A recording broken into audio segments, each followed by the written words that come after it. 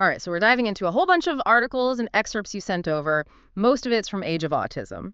And wow, they don't hold back. Vaccines, chronic illness, health freedom, it's a lot. Where do we even begin with all this? It's the personal stories that really got to me, I have to say. The emotion just jumps off the page. Like, there's this one from Maureen McDonald. Hmm? She's big into this whole health freedom movement, and she talks about Hurricane Helene, the aftermath. Age of Autism really details it. She describes it like a war zone almost. Even hints that maybe it wasn't all natural. Really shows you how deep this distrust runs in some people. Yeah, that's not something you hear every day. And you say Yeah. distrust, which makes me think of this whole legal fight they're waging, what they call vaccine injury justice. Exactly. It all goes back to the National Childhood Vaccine Injury Act, passed back in 1986. It basically set up this whole system for families who believe their kids got hurt by vaccines. See, before that, they could sue vaccine companies directly in civil court, just like any product liability case. Hmm. But this act, it changed everything. Now it all goes to this special federal program, the Vaccine Court. So no more taking on big pharma in a regular court. I bet that went over well. Oh yeah, huge shift. The idea behind this vaccine court was to make it less combative, faster, cheaper than a normal lawsuit. Yeah. They want to make sure families got compensated fairly, but also, let's be real, protect these vaccine programs from being slapped with tons of lawsuits.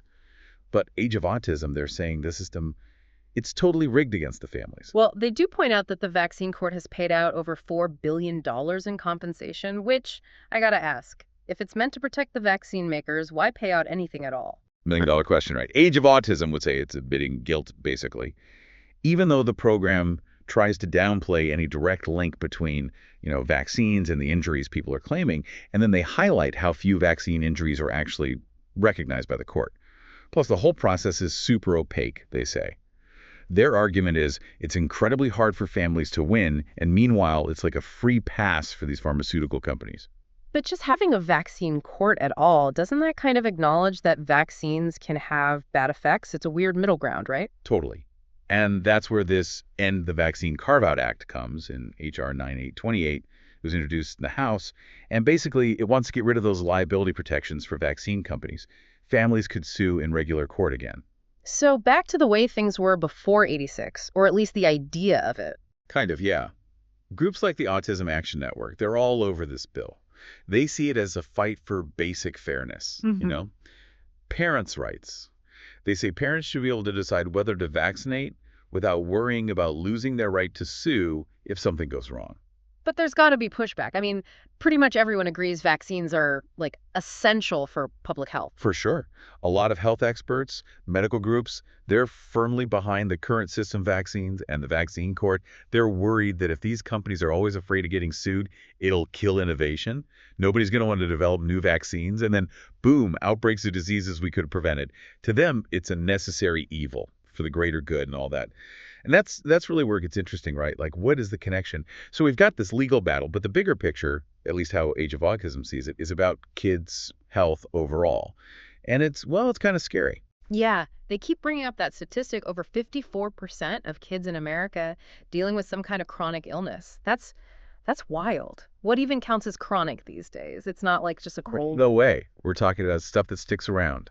Asthma, allergies, those autoimmune things, ADHD. Even developmental delays sometimes get lumped in. Things that last for months, years, Yeah. and sometimes your whole life, sadly. That 54% number, it's from a study back in 2011, Science Direct, and these groups like Age of Autism, they haven't forgotten it. I mean, it's different from when I was a kid, that's for sure. Scraped knees, maybe the flu in winter. But this stuff kids deal with now. So what's their explanation? What's causing this, according to them? So they point to a few things. Processed food, that's a big one. All the chemicals and junk. Then environmental toxins, basically. And this is where it gets controversial, but they talk about overuse of medications, too. And that's where someone like Robert F. Kennedy Jr. pops up. Right. His whole Make America Healthy Again deal. He's not shy about vaccines being potentially bad, but it sounds like he's going after bigger targets here. Totally. Kennedy's argument, it's like, our whole system is messed up. We're just drowning kids in chemicals from what they eat to, like, the products we use every day. Yeah. And yeah, he's a lightning rod. People have strong feelings. But a lot of parents, they're uneasy about this stuff.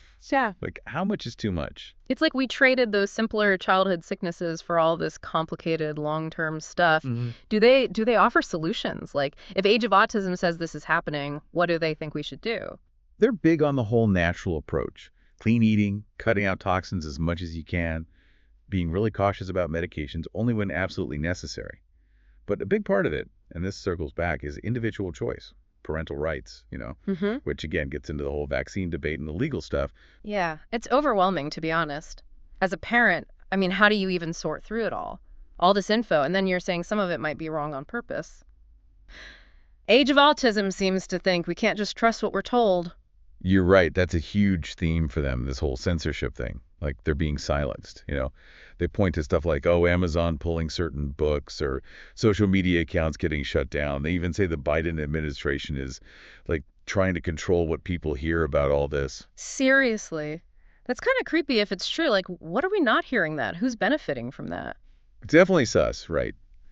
Especially if you're already on edge about authority and all that.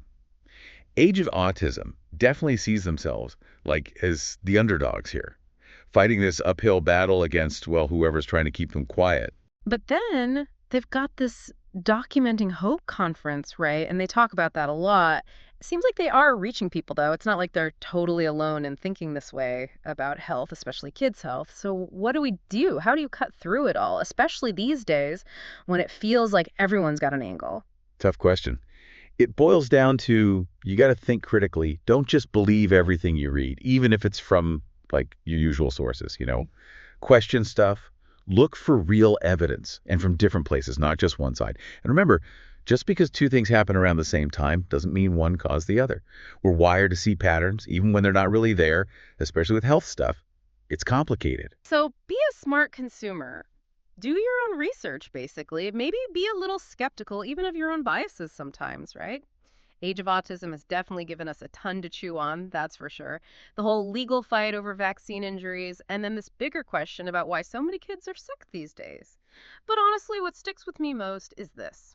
We need to hear different sides, even if we don't like them. Have those conversations, even if they're tough. That's how we figure out what's best for our kids, you know? For all kids, that's gotta be the goal.